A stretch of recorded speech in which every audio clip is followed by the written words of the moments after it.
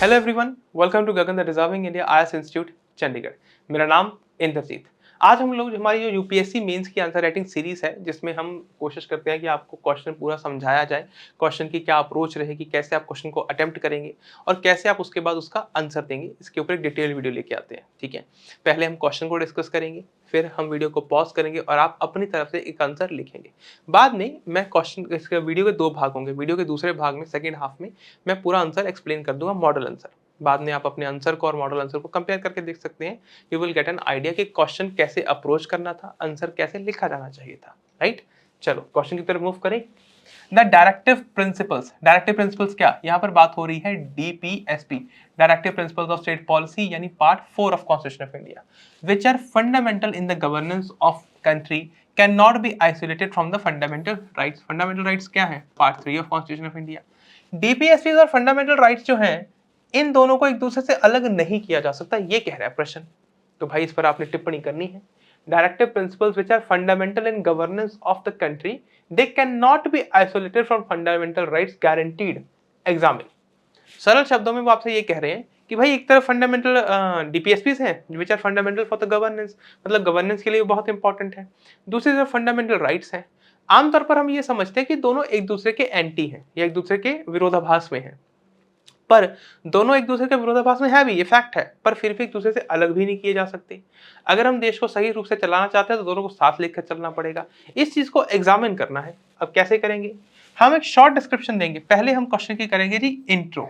ठीक है, इंट्रो में आप क्या करेंगे, 250 शब्दों का वर्ड लिमिट है, तो 20-25 एट मोस्ट 30 वर्ड्स में, ठीक है, 30 words में we will explain, give a short description of fundamental rights and directive principles of the state policy। यहाँ पर आपने सिर्फ explain करना है कि क्या क्या होता है, अगर हो सके तो दोनों में एक लिंक भी जनरेट कर देना है। Now write a brief। उसके बाद आप क्या करेंगे, बॉडी में heading 1 write in brief about the differences between the two। उसके बाद heading 2, heading 2 में क्या लिखेंगे, examine how both interrelated to each other and one cannot be isolated from the other। दोनों एक दूसरे से जुड़े हुए कैसे हैं और अलग कैसे नहीं किए जा सकते, इसके ऊपर आपने हेडिंग 2 में लिखना है। बाद में अंत में एक अच्छा सा प्यारा सा कंक्लूजन। राइट, बहुत सिंपल प्रश्न है, देखने में लगता है कि बहुत बड़ी हेडिंग है, बट नहीं, it's a very easy question and a very easy to answer question. अब देखो, अभी आप क्या करेंगे, वीडियो को कर लो यहीं पे पॉज। मैं मूव कर रहा हूँ नेक्स्ट पार्ट की तरफ, जिसमें मैं आंसर एक्सप्लेन करूंगा। वीडियो को आप अगर आंसर लिख लिया है तो अब यहाँ से प्ले करके आप आंसर देखेंगे और कंपेयर करने की कोशिश करेंगे। आंसर देखो जी, इंट्रोडक्शन। इंट्रोडक्शन में मैंने क्या कहा था कि 30 वर्ड में, 30 से 40 वर्ड में अपना सिंपली एक्सप्लेन कर दो कि फंडामेंटल राइट्स क्या होते हैं, डीपीएसपीस क्या होते हैं। तो यहाँ पर बस फंडामेंटल राइट, डायरेक्टिव प्रिंसिपल्स दोनों को एक्सप्लेन किया गया है।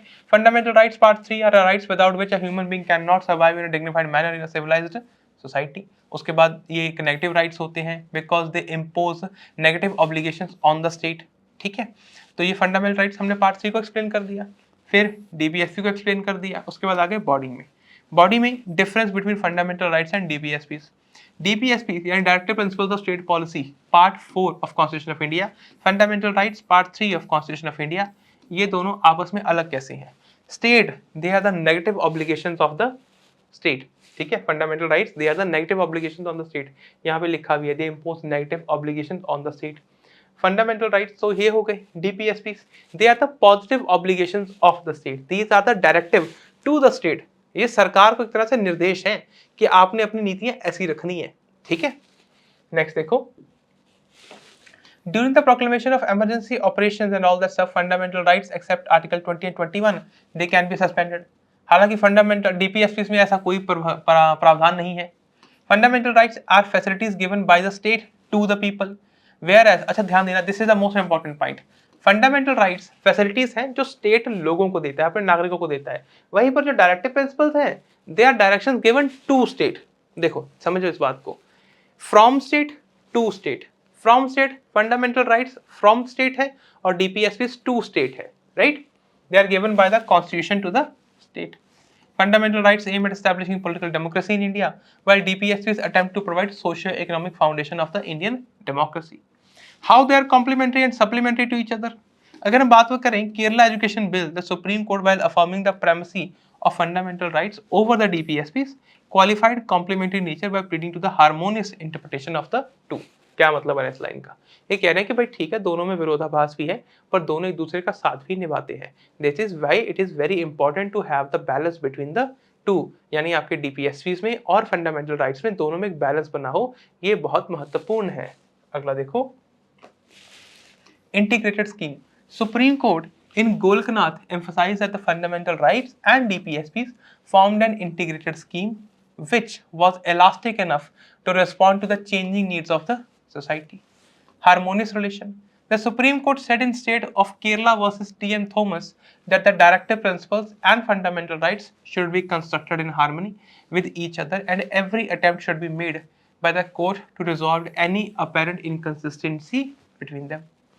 To achieve broader socio-economic goals, in Pathumana versus State of Kerala, the Supreme Court has emphasized that the purpose of the DPSPs is to fix certain socio-economic goals for immediate attainment by bringing about the non-violent social revolution. Supreme Court in Minerva Mill state that the fundamental rights are not an end in themselves but are the means to an end. Very important. Conclusion की बात करें, it may be concluded by saying that one should try to establish harmony between the DPSPs as well as the fundamental rights. It is highly important to in our democracy to have a balanced approach between the fundamental rights and the DPSPs. I hope ये answer आपको यहाँ तक समझ आ गया होगा। हम मिलेंगे next video में, तब तक अपना ख्याल रखें, खुश रहें, धन्यवाद।